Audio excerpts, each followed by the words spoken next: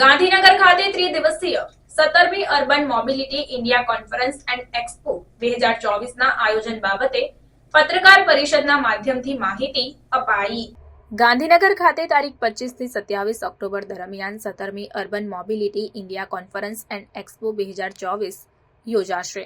ભારત સરકારના આવાસ અને શહેરી બાબતોના મંત્રાલયના સંયુક્ત સચિવ જયદીપે આ સંદર્ભે મહાત્મા મંદિર ખાતે પત્રકાર પરિષદને સંબોધન કરતા જણાવ્યું હતું કે ગાંધીનગર ખાતે આયોજિત 17મી urban mobility India conference and એક્સપોનો મુખ્યમંત્રી ભૂપેન્દ્ર પટેલે તારીખ 25 ઓક્ટોબરના રોજ શુભારંભ કરાવ્યો।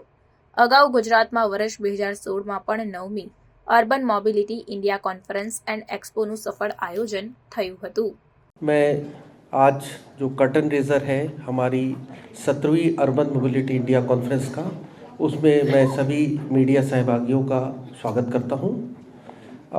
मेरे साथ जो है राजकुमार बेनीवाल साहब हैं जो एमडी जीओडीएम हैं, और मेरे दाहिने हाथ में मिस्टर आनंद बिश्त हैं जो कि डायरेक्टर हैं गुजरात मेट्रो रेल कॉरपोरेशन में। जैसा कि हम लोग इस कर्टन रेजर में के लिए जो एकत्रित हुए हैं, तो ये हमारी अर्बन मोबिलिटी इंडिया कॉन्फ्रेंस हर साल हम करते हैं, और ये हमारी जो नेशनल अर्बन ट्रांसपोर्ट पॉलिसी है उसका पार्ट है।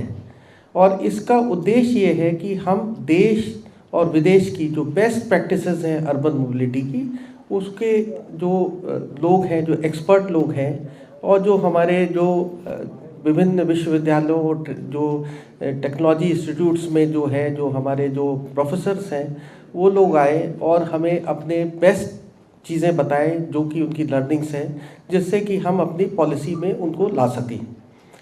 तो अभी आप जानते हैं कि जैसे शहरों का विकास जिस तरीके से हो रहा है, पॉपुलेशन बढ़ रही है, और इसी तरीके से हमारे शहर की जो सीमा रेखाएँ हैं वह बढ़ती जा रही हैं, और किसी भी शहर के विकास के लिए अर्बन मोबिलिटी आज की डेट में बहुत इम्पोर्टेंट रखता है, अहमियत रखता है।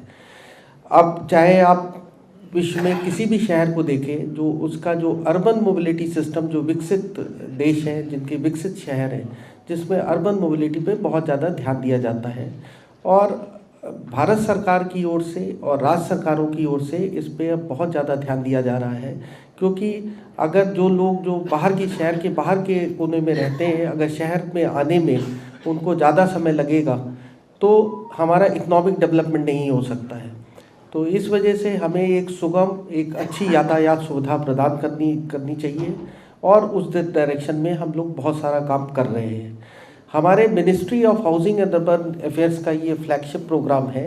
उसमें जो है हम लोग अर्बन मिनिस्ट्री से हम जो है हमारा एक मेट्रो का फ्लैगशिप प्रोजेक्ट है, जिसमें हम देश में जो डिफरेंट जगह पे मेट्रो लगती है तो उसमें हम फाइनेंशियल असिस्टेंस देते हैं।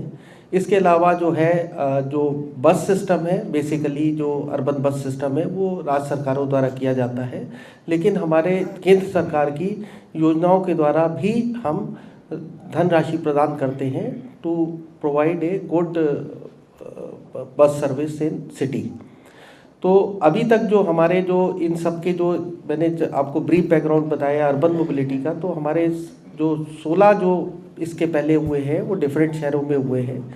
इसके पहले 2016 में भी यहाँ पे गुजरात में एक अर्बन मोबिलिटी इंडिया कॉन्फ्रेंस हुई थी, और इस बार का जो टॉपिक हमने रखा है standardization and optimization of urban mobility solution.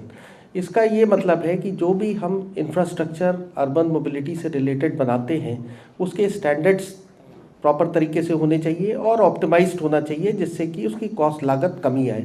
Standardisation का ये फ़ायदा होता है कि हमारे जो प्रोडक्ट होते हैं वो स्टैंडर्डाइज हो जाते हैं, और हम देश में उसको विकसित कर सकते हैं अगर बाहर से लेते हैं, और उसके जो हमारे जो इकोसिस्टम है जो सप्लाई चेन का, उसमें उन लोगों में बहुत सहूलियत होती। तो इसको मद्देनज़र रखते हुए हमने ये ध्यान में रखते हुए ये इवेंट का टॉपिक रखा है।